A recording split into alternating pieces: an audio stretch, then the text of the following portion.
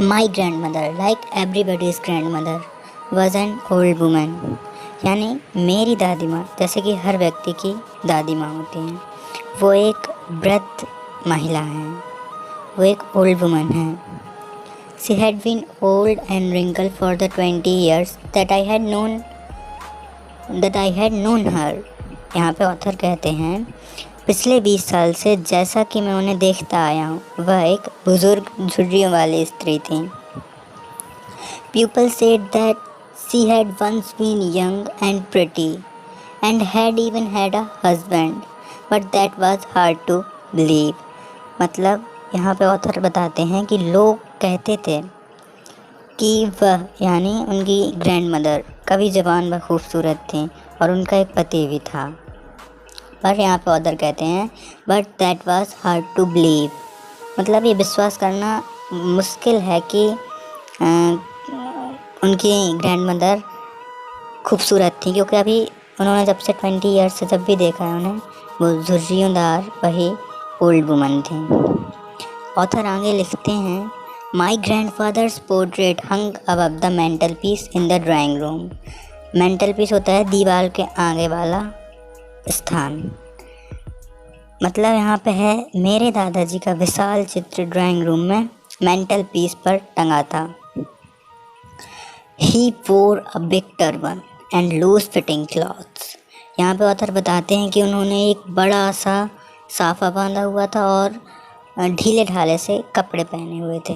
His long white beard covered the best part of his chest and he looked at least 100-year-old।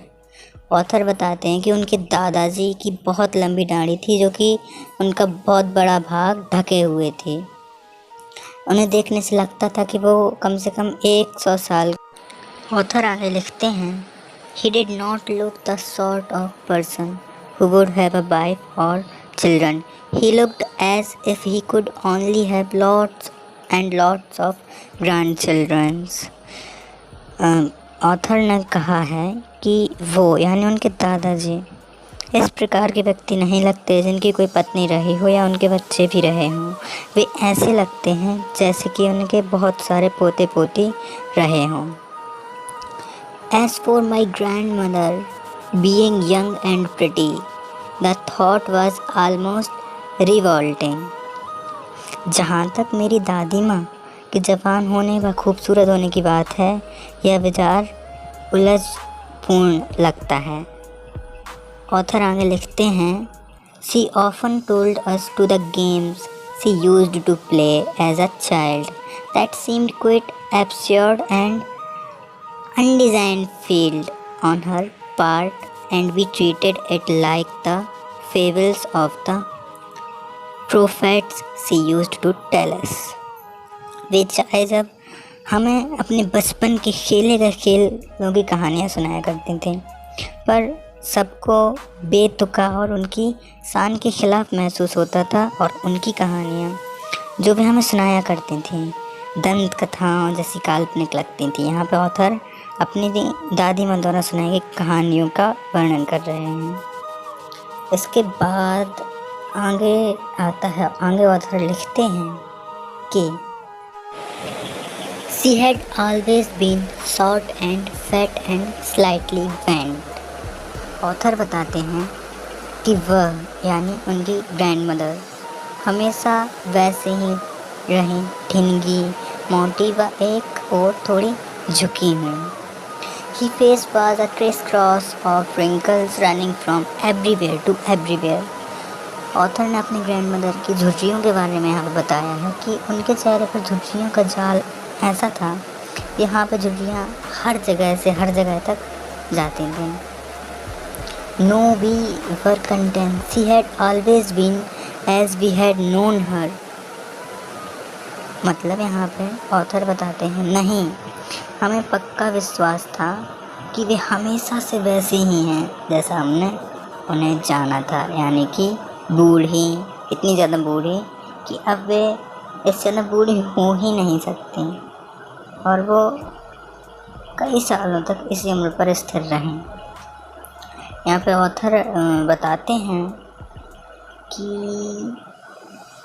She could never have been pretty, but she was always beautiful. मतलब यहाँ पर वो बूढ़ी जो थी वह कभी भी खूबसूरत नहीं हो सकती थी, किंतु वह बहुत ज़्यादा ब्यूटीफुल थी। बताते हैं यहाँ पर ऑथर के उनका डिवाइन अट्रैक्शन मतलब दैविक खूबसूरती थी उनके पास। She hovered about the house in spotless white with one hand resting on her waist to balance her stoop and the other telling the beads of her rosary. Author बताते हैं कि वह सफ़ेद कपड़े पहने एक हाथ अपने झुकाव को कमर पर संतुलन बनाने के लिए, यानी क्योंकि वह भी आपको बताया कि वो एक और थोड़ी झुकी हुई थी, तो अपनी कमर को बैलेंस रखने के लिए रखकर पूरा घर में इधर से उधर डोलती रहती थी। जैसे कि बताया यहाँ पर other telling beads her rosary, her silver locks were scattered untidily over her pale, puckered face and her. Author कहते हैं my grandmother and I were good friends, यानी मेरी दादी माँ और मैं अच्छे दोस्त हैं। My parent left me with her when they went to live in the city and we were constantly together। मतलब यहाँ पे कह रहे हैं ऑथर कि मेरे पेरेंट्स मुझे उनके साथ छोड़ के गए थे, यानी उनके का मतलब दादी माँ के साथ छोड़ के गए थे जब वहाँ वो सिटी में रहने के लिए गए थे, ताकि वहाँ पे वो कॉन्स्टेंटली रहना शुरू कर सकें, वहाँ पे सेटल होने की व्यवस्था कर सकें। She used to wake up me in the morning and get me ready for school. She used to मतलब दादी माँ, यहाँ पे दादी माँ का सी के लिए दादी माँ का यूज़ किया गया। तो दादी माँ मुझे रोज़ डेली सुबह से उठाती थी और स्कूल के लिए तैयार करती थी। She said her morning prayer in a monotonous sing song while she bathed and dressed me in the hope that I would listen and get to know it by heart। मतलब मेरी दादी माँ एक कुछ मंत्र सा मतलब एक प्रेयर सी बड़बड़ाती रहती थी जब भी वो नहा कर आती थी और मुझे तैयार करती थी। वो इस आशा में रहती थी कि मैं उनकी प्रेयर को ध्यान से सुनूं।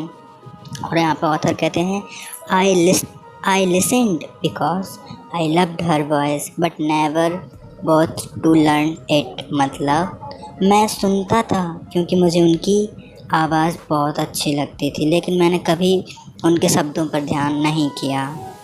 Then she would fetch my wooden slate which she had already washed and placed it with yellow chalk। मतलब वो धुली धुलाई स्लेट जो कि वो पहले से धो चुकी होती हैं उसको तैयार करती थी विथ अ येलो चॉक।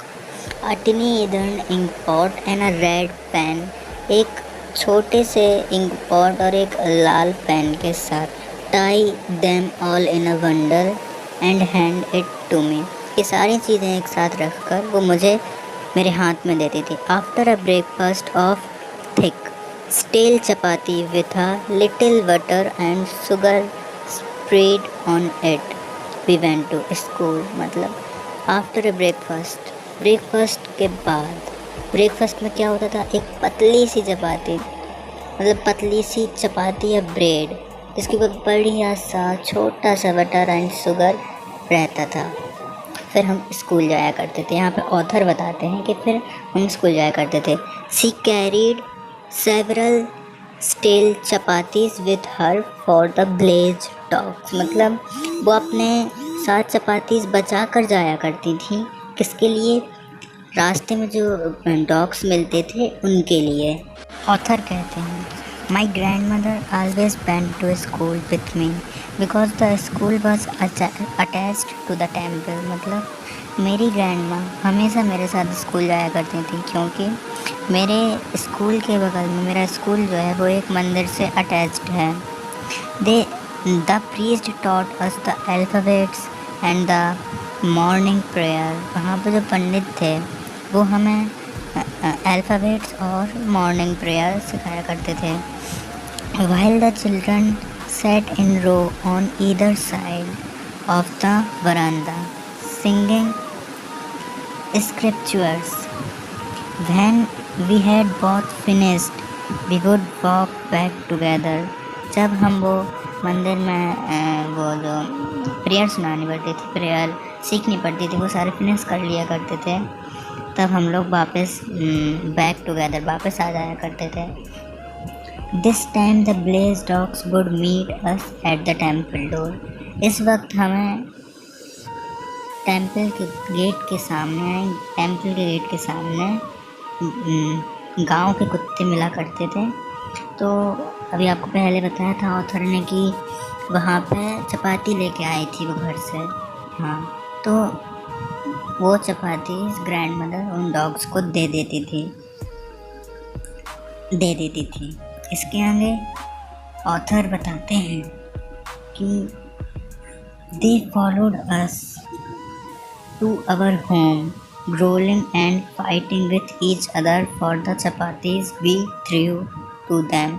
ये जो कुत्ते थे हमें घर तक फॉलो करते हैं. कैसे? अपनी ग्रोलिंग करते हुए और फाइटिंग करते हुए, एक दूसरे में फाइटिंग करते हुए चपातीस के लिए जो कि उन्होंने फेंकी थी.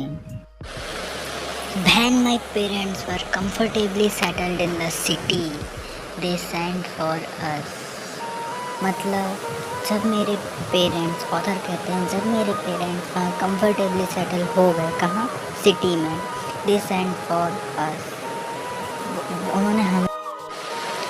ऑथर कहते हैं that was a turning point in our friendship. मतलब ऑथर और उनकी ग्रैंड मदर के बीच में यहाँ टर्निंग पॉइंट था. यहाँ से ऑथर की लाइफ बदल जाती है और ग्रैंड मदर की भी. Also, we shared the same room. My grandmother no longer came to school with me.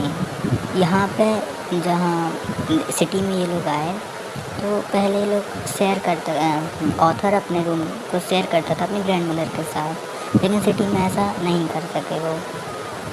और यहाँ पे उनकी ग्रैंड मदर उनके साथ स्कूल भी नहीं जा सकती थी. ऑथर कहते हैं I used to go to an English school in a motor bus. मतलब वो एक इंग्लिश स्कूल में उन्होंने एडमिशन लिया, वहाँ पर वो उस इंग्लिश स्कूल में मोटर बस से जाया करते थे. There were no dogs in the street and she took me to feeding sparrows in the courtyard of our city. मतलब वहाँ पे कोई भी कुत्ते नहीं थे, लेकिन वहाँ पे शहर में वो स्पैरोज को दाना खिलाया करती थी उनकी ग्रैंड मदर. ऑथर कहते हैं as the year rolled by we saw less of each other. For some time she continue to wake up and get me ready for school. When I come back she would ask me what the teacher had taught me. मतलब सारा वैसा ही होता था. वो हमें, मतलब author कहते हैं वो मुझे स्कूल के लिए रेडी किया करती थी, और जब मैं स्कूल से आया करता था तब वो मुझसे अक्सर पूछा करती थी कि उन्हें आज टीचर ने क्या पढ़ाया. I would tell her English words and little thing of western science and learning, the law of gravity, architecting principles, the world's being round etcetera. This made her unhappy. अब ऑथर बताते थे, author जब उनका बात का जवाब देते थे कि वहाँ उन्हें टीचर ने क्या पढ़ाया, वो बताते थे इंग्लिश वर्ड्स और western science, law of gravity वगैरह वगैरह. तो ये सुन के उनकी ग्रैंड मदर जो थी वो अनहैप्पी हो जाया करती थी. She could not help me with my lesson. क्योंकि वो उनके आर्ट में मदद नहीं कर सकती थी, क्योंकि वो उन्हें नहीं आते थे. She did not believe in the thing they taught at the English school and was distressed that there was no teaching about God and the spirituals. मतलब है यहाँ पे कि वो अनहैप्पी हो जाया करती थी. अब उन्हें पता चलता था कि वहाँ पे कोई टीचर, वहाँ पे कोई गॉड के बारे में नहीं पढ़ाता था. One day I announced that we were being given music lesson. She was very disturbed. मैंने एक दिन उन्हें कहा कि मैं म्यूज़िक लेसन चालू कर रहा हूँ.